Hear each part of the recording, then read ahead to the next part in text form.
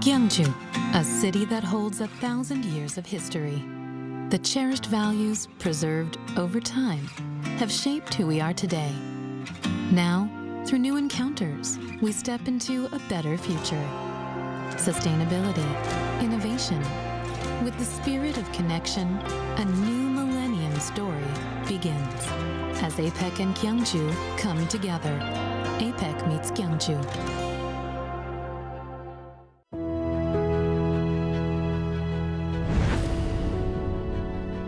The moment we wear it, our spirits lift. It helps us grow strong, in body and in mind. As we wear it, we learn patience and respect. The belt system motivates students to strive harder and continue growing. This uniform shapes movement into grace and turns performance into something thrilling. Now, embraced around the world, Taekwondo shares our culture, philosophy, and values with pride and spirit. Though it may seem simple, this uniform holds your passion and your journey. It belongs to Taekwondo. Wear the extraordinary. Be with Taekwondo.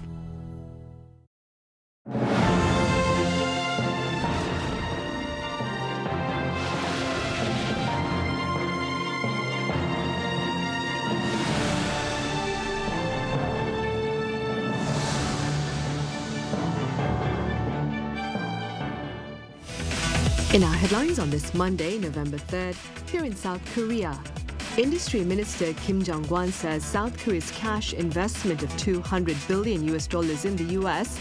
will place priority on Korean businesses seeking to expand into the American market. And the KOSPI index soars past the 4,200 mark for the first time during trade on this Monday on widespread optimism over future business prospects following last week's APEC gathering. Meanwhile, at the National Assembly tomorrow, President Lee Jae-myung will outline the objectives of his administration's 728 trillion won budget plan for next year. South Korea's hefty investment plan in the U.S. will place priority on businesses here that are hoping to expand into the American market. Now, this is according to Industry Minister Kim Jong-kwon. Our Pyongyang covers his remarks. Industry Minister Kim Jong-kwon says the country's $200 billion investment package for the U.S. will not be a simple handout, but a strategic fund designed to benefit Korean firms first. Speaking at a lecture for mid-sized company CEOs in Seoul on Monday, Kim explained that the funds will be overseen by two committees, one chaired by U.S. Commerce Secretary Howard Lutnick and another by himself, to ensure joint approval and transparency. He said the $200 billion investment will go to projects with commercial viability, or in other words, businesses capable of generating cash flow. The minister added that detailed guidelines on how companies can access the funds will soon be shared with business associations, urging firms not to miss out, saying if there's intent to expand into the U.S. market, this is an opportunity that should be explored. Kim also said the recently concluded Korea-U.S. tariff agreement helped ease pressure on the foreign exchange market and paved the way for strategic investment. He called it a new path, with companies in the past needing their own capital and financing. He added that formal documents summarizing the tariff deal, including an MOU and fact sheet, are in their final stages.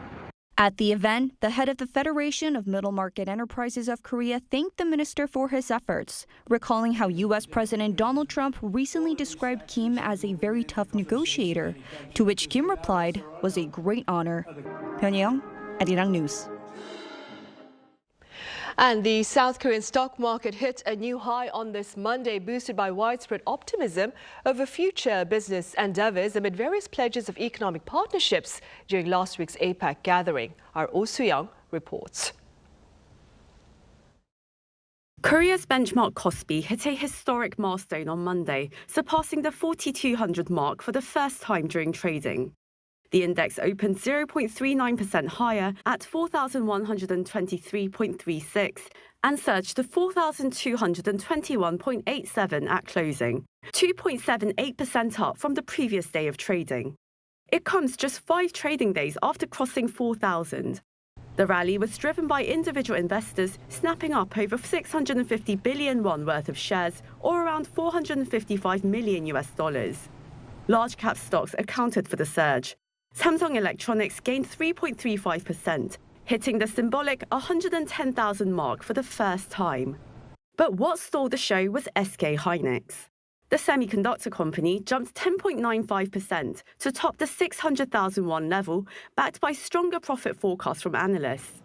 Market sentiment is improving after several major developments during the APEC forum hosted in Gyeongju City last week. The Korea-U.S. summit on the sidelines concluded follow-up tariff talks before the U.S. and China agreed to avoid further escalation in their trade dispute, helping stabilize business prospects. NVIDIA CEO Jensen Huang's first visit to Korea in 15 years also added momentum. He pledged to supply 260,000 GPUs to the Korean government and local firms, signaling stronger cooperation in chips and AI. Across the world, for all companies and investors, there's only one key word needed to attract investment. That's AI. Whether it's Korea, the U.S., or Japan, you can't talk about money now without mentioning AI. If you trace back all this talk about AI-related facility investment, infrastructure investment, capital expenditure, it's clear semiconductor-related firms have much to gain. Korea's blue-chip KOSDAQ also gained 1.57% to 914.55, recovering to the 900 level. Experts say with key corporate earnings from shipbuilding, defense, and nuclear energy sectors due this week, the KOSPI's upward trend is likely to continue. Amid global power competition and supply chain realignment, the world truly needs Korea, and that's being proven through actual money market movements. The KOSPI growth rate this year alone is about 60%. If the index itself rose 60 points, it means many individual stocks have doubled or tripled. Still, there's a possibility of overheating after the rally, and U.S. monetary policy and liquidity shifts remain the key external risks in the near-term future. Oh Soo-young, Arirang News. In other news, President Lee Jae-myung and Singaporean Prime Minister Lawrence Wong sat down for talks this past Sunday here in Seoul and announced a strategic partnership between their two countries. Our top office correspondent Yoon Jung-min reports. After returning from the APEC and related events in Gyeongju, President Lee Jae-myung hosted Singaporean Prime Minister Lawrence Wong at his office in Seoul, who also attended the multilateral event to forge a strategic partnership. 우리 총리님, 어제 경주에서 뵙고 다시 또 오늘 공식적으로 이곳에서 뵙게 됐는데. And I've spent almost every day seeing you. So we don't feel like we are strangers to one another. I feel like I've known you for a long time already. Areas of interest included cooperation on security, the economy, and AI at a time of increasing global uncertainties, as announced in a joint news conference. 앞으로 양국은 전략적 동반자 관계에 기초하여 변화하는 경제와 안보 환경에 대처하는 한편 전략 첨단 기술 협력을 더욱 강화하고 인적 교류도 확대하기로 뜻을 모았습니다. The two sides agreed to expand joint studies in the defense industry, tackle online scam crimes, seek greater investment and trade through their bilateral free trade agreement, as well as improve the Korea-ASEAN agreement. Korean beef and pork from Jeju will also be exported to Singapore for the first time. Other areas of focus were green and digital industries and regional security. In this uncertain and rapidly changing world, partnerships between like-minded countries like Korea and Singapore have become ever more vital. I look forward to working closely with President Yi on the many initiatives we have discussed today. Several MOUs were exchanged for cooperation on digital content, culture, logistics, and shipping. The diplomatic super week that began with the ASEAN-related summits in Malaysia before the APEC meeting in South Korea's Gyeongju concluded with the bilateral summit in Seoul. What's key from here is how to materialize key summit deliverables. Yoon Jung-min, Arirang News.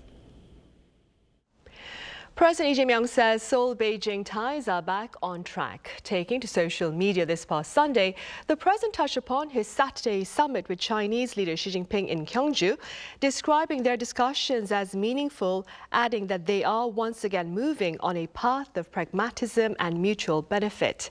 He underscored the currency swap deal worth 70 trillion won between the two countries, stressing that such agreements and the acceleration of talks on free trade and investment will serve to strengthen their economic partnership.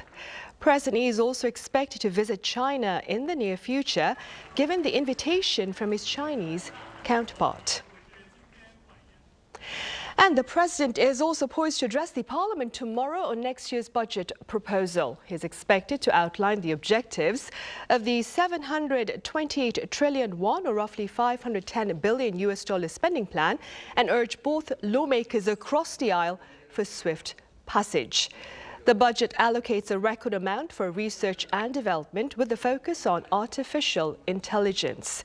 This will be the president's second budget speech since taking office, following his first in late June for the supplementary budget. And at the parliament on Monday, lawmakers are weighing in on the results of South Korea's hosting of this year's APEC forum, and the response remains sharply divided along party lines. Our correspondent Moon Hae-ryun has the latest. The National Assembly is divided over the outcomes of last week's APEC Leaders Summit, reflecting deep political tensions over the government's approach to international diplomacy and economic policy. On Monday, the main opposition People Power Party sharply criticized the landmark South Korea-U.S. tariff agreement, which includes a $350 billion investment package. Party leader Chang Dong-yeon called on the government to release full details and undergo parliamentary scrutiny. They keep praising themselves for reaching a South Korea-U.S. tariff agreement. But just like 3 months ago, neither a fact sheet nor the official agreement has been made public. Party floor leaders Hong An-seok called any attempt to bypass parliamentary approval a clear violation of the constitution, arguing that the deal affects citizens' lives and the nation's key industries. Opposition officials also raised concerns about financial risks, cautioning that transferring U.S. investment funds without oversight might expose South Korea's foreign exchange market to volatility. On the other hand, the ruling Democratic Party framed APEC Leaders Summit as a diplomatic triumph. Party leader Chung Cheong-rae stressed that the government's agreements must now be translated into concrete results and pledged to prepare and expedite special legislation related to U.S. investment, while hosting nationwide events to inform citizens of the summit's achievements. We will do our utmost to ensure that the outcomes of APEC are communicated to the public, including by establishing a provisional special committee for follow-up support on APEC and tariff negotiation outcomes. Democratic Party floor leader Kim Byung-gi emphasized that strategic sectors such as AI, semiconductors, and research and development were at the center of global collaboration during APEC. He called the upcoming budget deliberations a critical opportunity to strengthen South Korea's competitive edge and turn the agreements into tangible growth for the future. With both parties staking out strong and opposing positions, attention now turns to how the government will translate the APEC agreements into action, as lawmakers prepare to review next year's budget, which could determine the future of key strategic industries and public investments. Moon Hae-ryun, Arirang News. Gyeongju's hosting of this year's APEC agenda came to a close this past Saturday, and in this next report, we touch upon some of the gains garnered by South Korea from this latest regional gathering. Our correspondent Park Jun-han reports. With the official events of APEC 2025 Korea now concluded, this year's meeting saw several major economic deals finalized, ranging from government agreements to corporate investment and supply contracts. The details of the tariff negotiations between South Korea and the U.S. were finalized last Wednesday. South Korean President Lee Jae-myung and U.S. President Donald Trump announced a $350 billion investment package after their second summit in 2 months. The details of the finalized deal include $200 billion in cash, capped at $20 billion a year, and $150 billion invested in shipbuilding cooperation. The two sides agreed to pursue the shipbuilding project led by South Korean companies, with profits shared equally and including not only direct investments, but also financial guarantees. In return, U.S. tariffs on Korean automobiles will be dropped from 25% to 15%. Also, pharmaceuticals and lumber get most favored nation status, and aircraft parts and generic drugs become free of tariffs. Although the two sides have agreed on the details, the formal fact sheet has not been disclosed yet. In other news, South Korea and China signed a renewed 400 billion yuan, about 78 trillion Korean won worth one-yuan currency swap agreement for 5 years on Saturday, extending a deal that expired last month. During the summit, 6 memorandum of understanding were signed by the two countries, including the silver economy, startup innovation, economic collaboration through 2030 in the services trade, fresh fruit exports, and joint crackdowns on voice phishing and online fraud. On Friday, NVIDIA, the world's largest chip maker, announced a 260,000 chip supply deal with the South Korean government, Samsung Electronics, SK Group, Hyundai Motor Group, and Naver Cloud. NVIDIA CEO Jensen Huang said South Korea holds immense potential to become the region's AI hub, with the capacity to attract overseas startups to operate on a Korea AI cloud. South Korea's AI chief Ha Jung-woo welcomed the supply deal and said South Korea is now the world's third largest holder of GPUs after the United States and China. Additionally, this year's APEC was attended by 1,700 global business leaders. Corporate-level investment commitments from 7 companies, including Amazon Web Services and Renault Korea alone, totaled 13 trillion won, or about $9.1 billion, marking a significant milestone for the event. 박준환, Arirang News.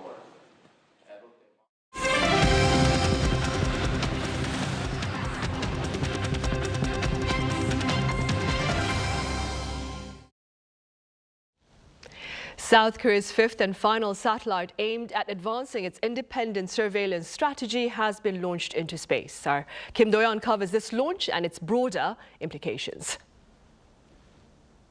2, 1, focus for power. At Cape Canaveral Space Force Station in Florida, SpaceX's Falcon 9 rocket took off on Sunday carrying South Korea's fifth and last satellite under the 425 project. The satellite reached orbit after 14 minutes and established communication with a ground station about an hour later. The 425 Project's 5th satellite was launched normally from Cape Canaveral Space Force Station in Florida, settled into its target orbit, and successfully communicated with the ground station, confirming the satellite is in good condition. With this launch, South Korea's independent surveillance capabilities have been significantly enhanced. The 425 project is a major milestone in South Korea's independent defense strategy. It consists of 5 satellites, 1 electro-optical and infrared satellite, and 4 synthetic aperture radar or SAR satellites. The EOIR satellite provides extremely high-resolution image but is limited by weather conditions. The 4 SAR satellites use radar to capture images, allowing them to conduct surveillance 24 hours a day regardless of cloud cover or darkness. This launch completes the constellation of satellites in an impressively short time frame. The first satellite, the EOIR satellite, was launched in December 2023. With this 5th launch, South Korea has successfully deployed its entire medium to large satellite network in less than 2 years. The first 3 satellites are already fully deployed. The 4th is undergoing its final operational evaluation. Once this 5th satellite is also fully tested, the system will be complete. Once all the satellites are operational, the South Korean military can monitor key targets in North Korea at intervals of approximately 2 hours. This significantly reduces the country's reliance on foreign intelligence assets. It directly enhances the kill chain preemptive strike system, a core pillar of South Korea's 3-axis defense.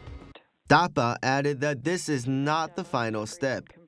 It plans to further strengthen surveillance assets by developing a constellation of microsatellites in the coming years to eventually shorten the monitoring cycle over the Korean peninsula to as little as 30 minutes. Kim Do-yeon, Arirang News. And that was our final payload.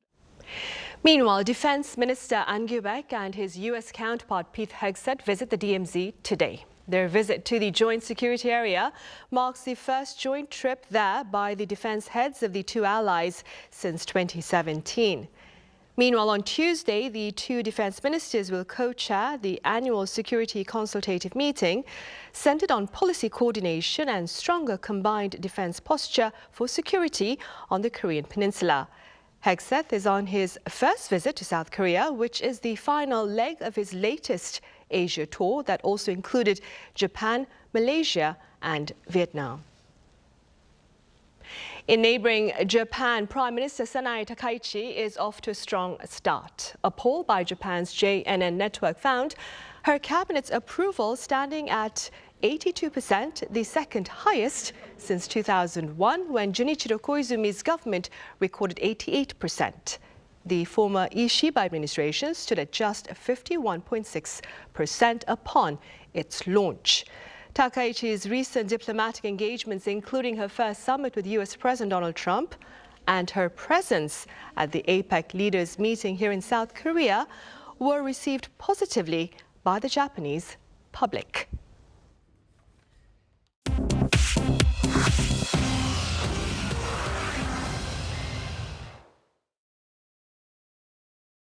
This is The World Now, bringing you the latest stories from around the globe. In England, a mass stabbing aboard a London-bound train on Saturday left 11 people injured, including a member of staff in critical condition. Police say a 32-year-old man from Peterborough is in custody on suspicion of attempted murder after armed officers boarded the train at Huntingdon Station, around 80 miles north of London. Authorities have ruled out terrorism, saying there is, quote, nothing to suggest extremist motives. Of the 11 people treated in hospital, 5 have been discharged, while the train crew member who tried to intervene remains in life-threatening condition. Police called the train staff's action, quote, nothing short of heroic. In western Kenya, heavy rains triggered a devastating landslide, which as of Sunday has killed at least 26 people. Rescue operations have been suspended after flash floods swept through the Chesonga area of Kenya's Rift Valley region. Officials say 25 people remain missing. Interior Minister Kipchumba Murkomen said the government is deploying aircraft to reach the isolated communities and airlift supplies as roads have been washed away. Heavy rains continue across Kenya, displacing thousands of people, with authorities urging those in flood-prone zones to move to higher ground. The Kenya Red Cross warns the region remains vulnerable to further landslides. In central Vietnam, at least 35 people have been killed and 5 remain missing after record-breaking rains and flash floods swept through the region last week. Authorities say the torrential rainfall dumped up to 1.7 meters of rain in 24 hours at one point, the heaviest downpour ever recorded in the country. In Hoi An, a UNESCO World Heritage Site, water reached waist level, forcing residents to move through the ancient town by boat. Officials say more than 100,000 homes have been flooded and 40,000 livestock were lost. Experts warn that climate change is intensifying extreme weather across Southeast Asia. The Los Angeles Dodgers won their second straight World Series title on Saturday, defeating the Toronto Blue Jays in a dramatic 11-inning Game 7. The Dodgers overcame an early 3-run deficit, rallying behind series MVP Yoshinobu Yamamoto, whose pitching sealed the 5-4 victory. Toronto had led 4-3 until a game-tying home run by Miguel Rojas in the 9th inning forced the extra innings. Despite outscoring Los Angeles over the series, the Blue Jays fell just 2 outs short of their first championship in 3 decades.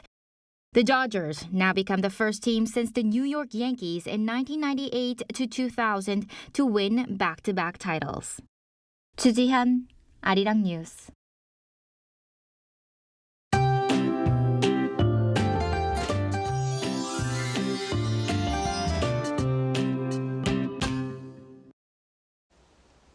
The first workday of November started off as the coldest morning this fall. Cold wave warnings were issued in some central areas, including Seoul, as well as Jeollabuk-do province and the Gyeongsang-do provinces this morning. But those warnings have since been lifted. Seoul started at 0.5 degrees Celsius this morning, and many areas saw below 0 degrees with freezing cold air. However, this cold won't last long. From tomorrow afternoon, the temperatures will start to rise. With a huge daily temperature gap, the daytime temperature in Seoul will rise to 16 degrees Celsius, a bit above the average temperature for this time of year. Tomorrow morning, Seoul and Daegu will start off at 5 degrees, Busan at 11 degrees. Daily highs will move up to 16 to 20 degrees all over the country. There's no more rain forecast for the time being. That's all for Korea. Here are the weather conditions around the world.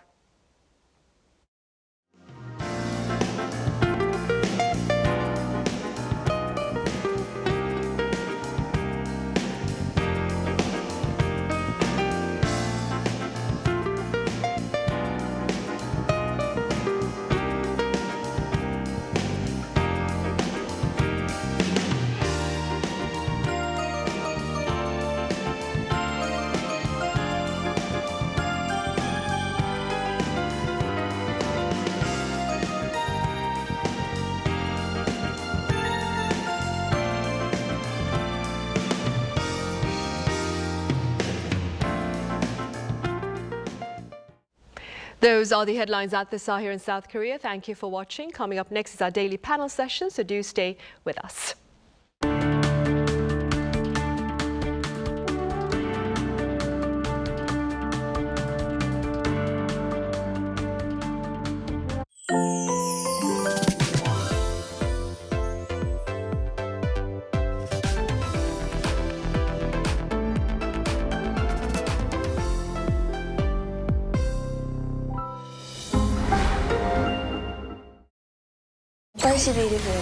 자연으로 다시 돌아간다. 이게 그 신발이구나. 100% 생분해되는 신발입니다. 야, 너무 신기하다. 언라커즈 검증 타임. 렛츠 고.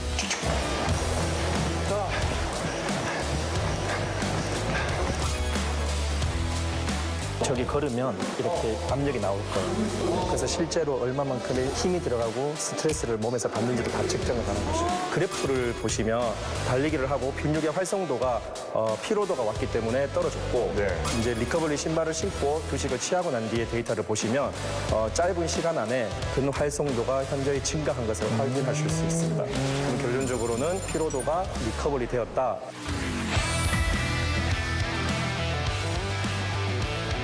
Officially certified by the American Orthopedic Association and attracting global investors left and right. Finalists at the world's largest outdoor trade fair. How about a fast post-run recovery?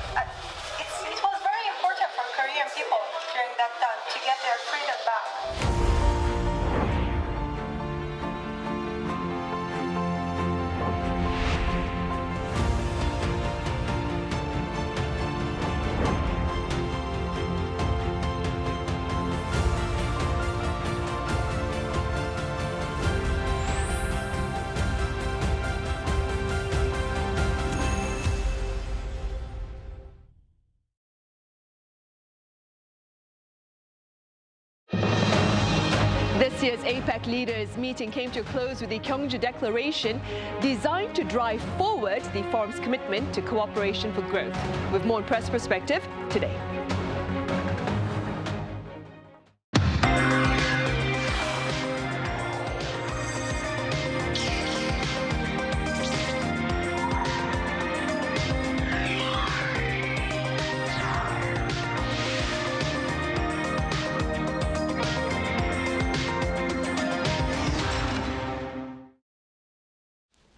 Hope your work week is off to a good start. It's Monday, November 3rd here in Seoul, and you're watching Press Perspective. Today we walk through the foreign media coverage of the APEC multilateral meeting and the bilateral sideline summits that took place here last week. For this, I have Fabian Kretschmer with German press agency DPA in the studio. Fabian, welcome back. Happy to be here. I also have Shreyas Reddy with news website NK News. Shreyas, it's been a while. Welcome back. Thank you. Fabian, we shall start with you. Let's begin with details of the 3 documents adopted at this year's APEC leaders meeting in the historic city of Gyeongju last week and their relevance, of course. Well, the Gyeongju Declaration is really the masterpiece of this summit. And on a positive note, it's good that there is a declaration. I mean, it was not really clear in the beginning whether all countries would agree to one joint statement. So I think it is a success that we have a declaration. But if you look at the declaration, then at least from my point of view, it is a little bit disappointing that all reference towards free trade were really toned down.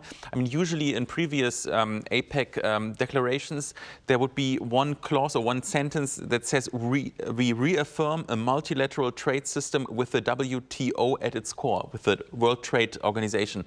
This was this time omitted. I mean, no reference to the World Trade Organization. Why? I mean, it's obvious that the US government, who has quite a different understanding of global trade, made some pressure and was actually quite successful in that regard. So in my opinion, it was a little bit disappointing that there was no reference to the WTO and to tariffs. So there's a big elephant in the room that is not mentioned in this declaration.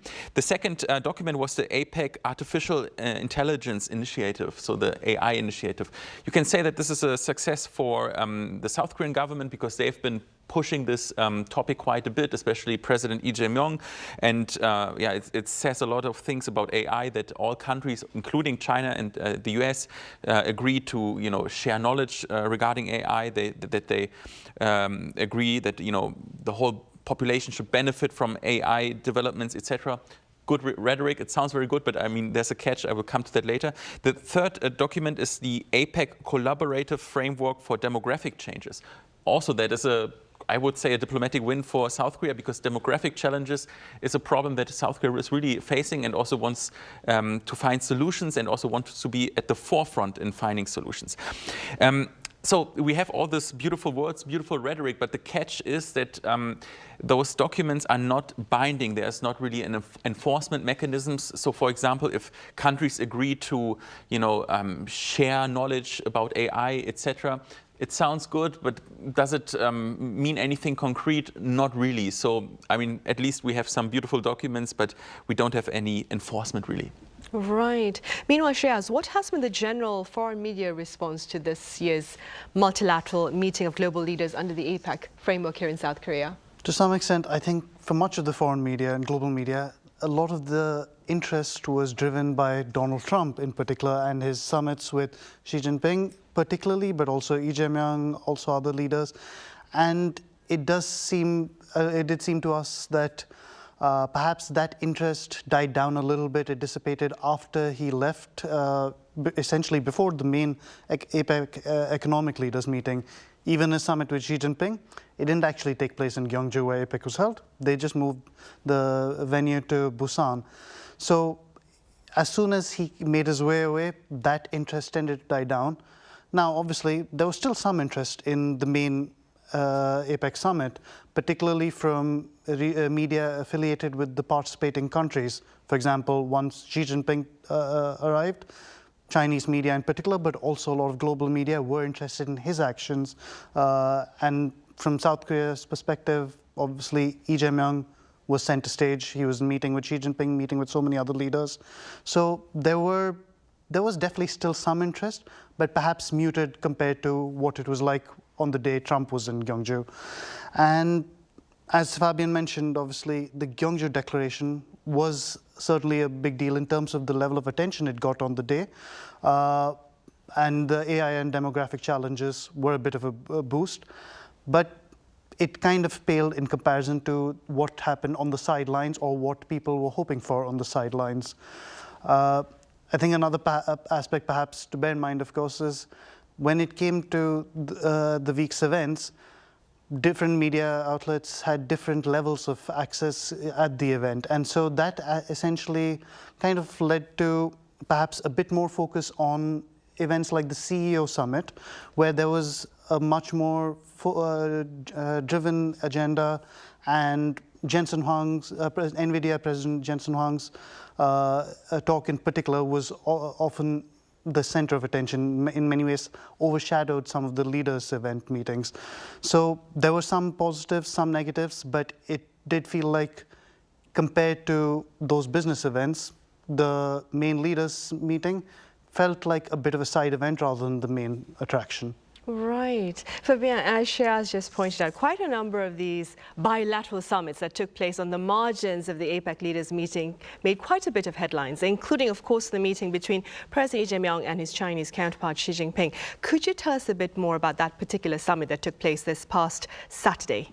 Yeah, I mean, the aspect that we from DPA covered was actually the North Korea aspect that, Lee Jae-myung asked China in helping getting the dialogue with North Korea running. But Shreyas is the North Korea expert. I will leave that to you to elaborate on that. But what I found quite remarkable is that Lee Jae-myung was emphasizing China's important role in bringing peace on the Korean peninsula.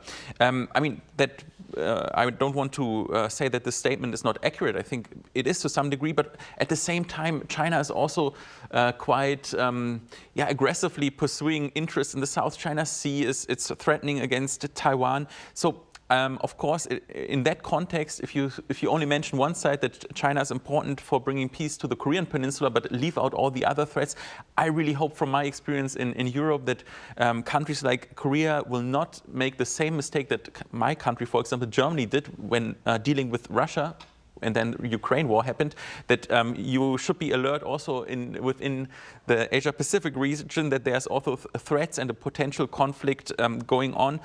But yeah, that is on the hard news side. I would also share maybe on a lighter note, one thing I found very interesting, the gift aspect, the gift diplomacy. We know that Lee Jae-myung sent a crown to Trump, which you can also see in a very ironic way, but I mean, it's also, it is funny. But President Xi Jinping gave Lee Jae-myung Xiaomi smartphones. And the interaction that developed in that scene was quite interesting. There were some mics, so reporters caught that on camera. Lee Jae-myung said, what about communication safety? Is it safe to communicate with those phones? And it was meant as a joke.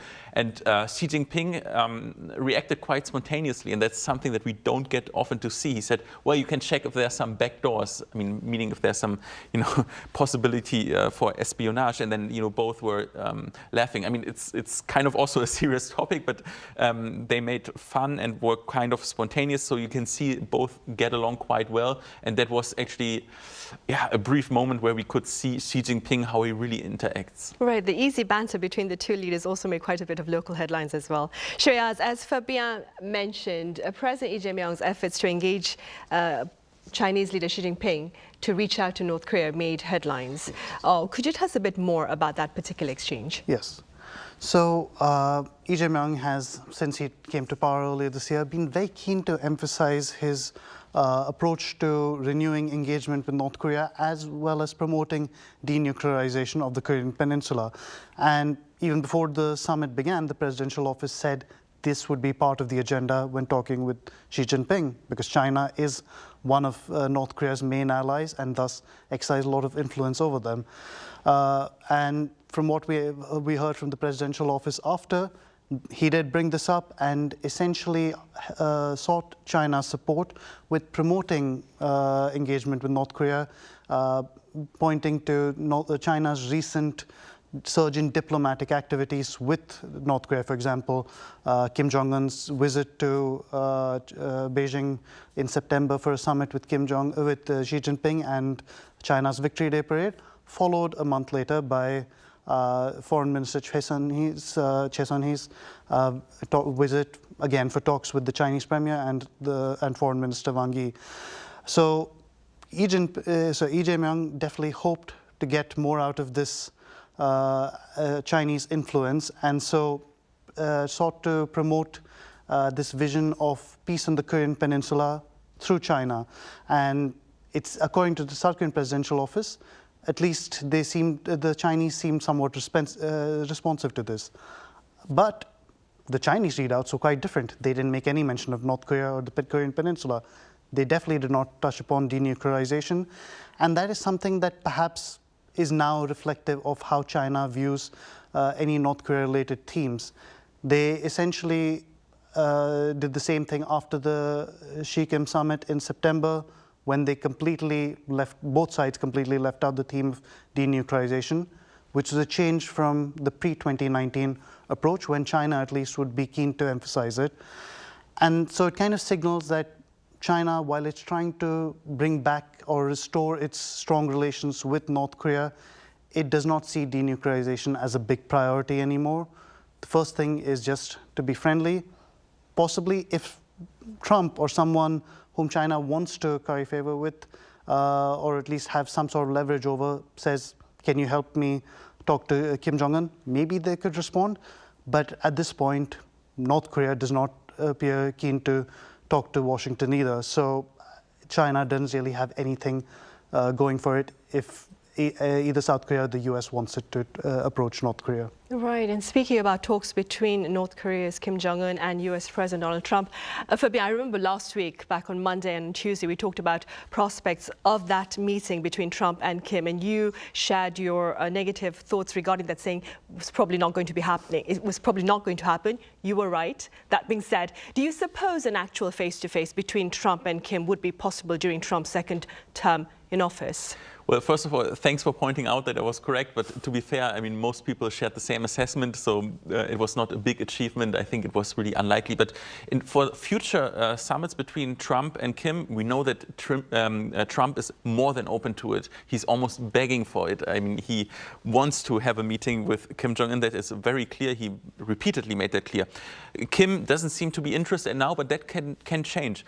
I could imagine one scenario. For example, at some point, hopefully the war in Ukraine, I mean, now it doesn't seem as it would stop soon, but if it would stop, then I think North Korea would have much less benefit for or use for Russia's Putin. I mean, so basically then North Korea would have more incentive to seek out, negotiations with the US and get more leverage from Trump, and then a meeting would be quite likely. That would be only one scenario. So Trump is definitely interested. Why? Because I think the Nobel Peace Prize could be one aspect. He wants to have the Nobel Peace Prize, and I think the conflict in the Korean Peninsula could be one way to, at least get positive media attention. And in general, he just likes strong autocratic state leaders. He also has a kind of a thing for Xi Jinping, for Putin. He admires those kind of strong personalities, and I think Kim Jong-un especially so. He seems to have some kind of genuine admiration for him. I mean, maybe I don't want to compare those two figures, but he clearly gets along with him well. For Kim Jong-un, I don't think right now he has much of an interest, but I would say chances are at least 50-50, maybe 70-30, because we still have more years to come with Trump. Right, indeed. Shreyas, North Korea, for its part last week, reaffirmed its commitment to its nuclear weapons program. It, in fact, engaged in quite a few, if I may, displays of defiance. Could you walk us through? So I think pretty much a lot of this started just a day before Trump arrived in South Korea, when North Korea went and tested strategic cruise missiles. And in some ways, this perhaps seemed to send a message saying that we are not giving up our nuclear ambitions, and we do oppose Trump and the US and South Korea as long as they do not abandon the goal of denuclearization. And this is in many ways perhaps consistent with how North Korea has approached the nuclear issue in recent years. Kim Jong-un said a few years ago, North Korea's nuclear status is irreversible, and that is something that they have maintained consistently. And even last year, even last week, we saw a lot of this happening as North Korea just wanted to show it's still keen to develop its weapons capabilities, it's still keen to push ahead, but it also has powerful friends. It does not need to rely solely on negotiations with the US, which is perhaps what it once attempted in 2018-19. Now, it has Russia in its corner, it has China in its corner. And the Russia aspect, for example, was something that certainly came up when North Korean Foreign Minister Choi Sun-hee visited Russia last week. She held talks with Vladimir Putin and her counterpart, Sergei Lavrov. And there, the aspect of cooperation between the two countries was certainly strong, but particularly military cooperation.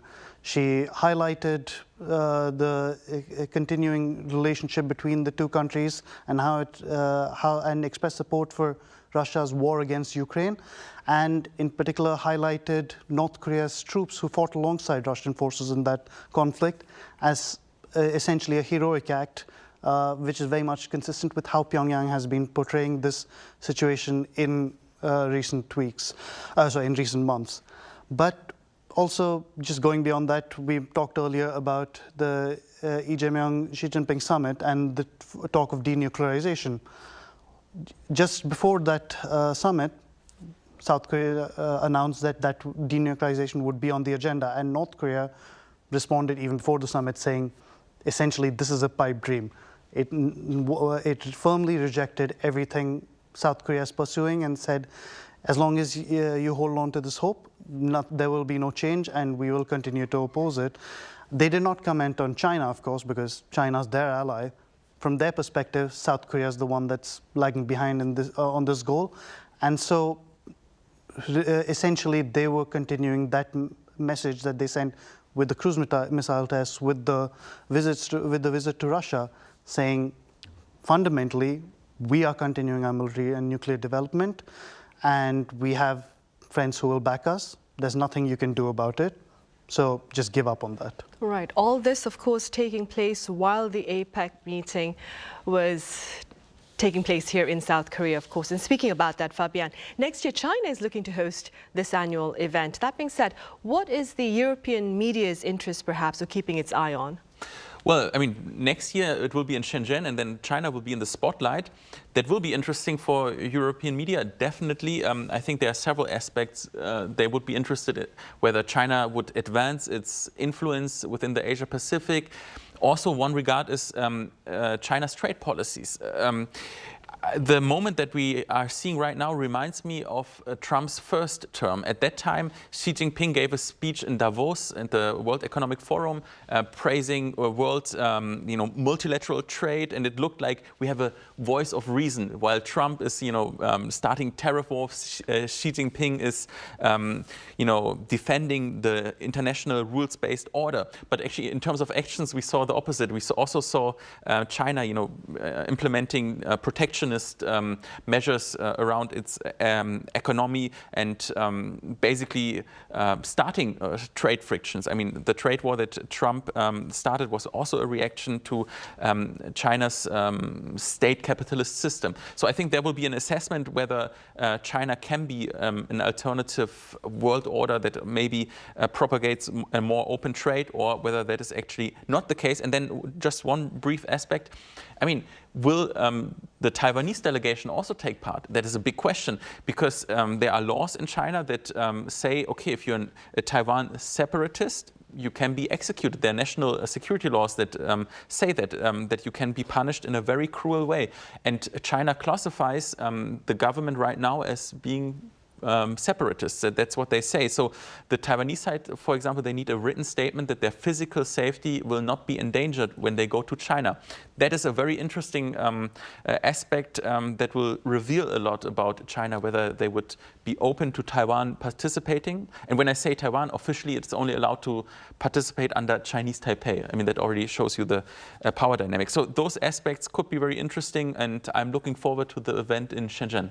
Right. And Shaz, what more can you add to the issues of interest as we await for next year's APEC gathering in China? Well, I think it'll be interesting to see how things develop from what we've seen at last week's APEC events, particularly the follow-through on Lee Jae-myung's inter-Korean initiatives and his stated support for Donald Trump's role as a quote-unquote peacemaker regarding North Korea. Will there be progress on that? Trump has certainly, as Fabian indicated, mentioned that he wants to meet Kim Jong-un again and would love to come back to the Korean Peninsula to make that happen. But this time China was the focus, but who knows? Maybe he will renew that focus as he continues his quest for a Nobel Peace Prize. But what we need to see is how much will it be a priority and will Kim Jong-un respond? Another theme coming out of that summit was South Korea's, or rather Trump's approval of South Korea's proposal to acquire nuclear subs. So there's still a lot of questions about that in terms of where and how it will be made, whether the US Congress will give it approval, where the fissile material will come from. And so as the two sides continue talks, we'll probably start getting more details and try to understand the nitty-gritty of it all a lot more. Same time, we also want to see what comes out of the Lee Jae-myung-Xi Jinping summit and Lee Jae-myung's summit with Japanese Prime Minister Sanae Takaichi. Will cooperation continue there as they have pledged? He signed agreements with Xi Jinping and at the same time pledged continued friendship, future-oriented relationship with Japan. So how do these develop as things go on? That is something that we will want to keep an eye on, including, of course, trade. Trade deals were a big part of South Korea's talks with the US and China in particular. And so how do they follow through on those landmark trade deals that were and cooperation agreements that were reached? And then perhaps one closing note is in terms of the overall APEC focus, what is the follow-through on the Gyeongju Declaration? As Fabian mentioned, there's a lot of specifics that still need to be worked out. How do you approach a lot of these themes? And those two key initiatives of AI and demographics, these are challenges that China is also prioritizing. So as we head to APEC 2026 in China, how much will China make it part of the agenda? How much will other countries feed into that process? We'd want to continue seeing the follow-through on that. And in terms of what South Korea is doing, China is doing, and the rest of the APEC community. Right, as you said, the words have been exchanged. Now we just have to wait and see whether the action is taken. Yeah. All right, Shreyas, thank you so much for your time and your thoughts today. Thank you. Fabian, thank you very much for your insights. Right, on that note, we end this edition of Press Perspective. Thank you for watching. See you same time tomorrow.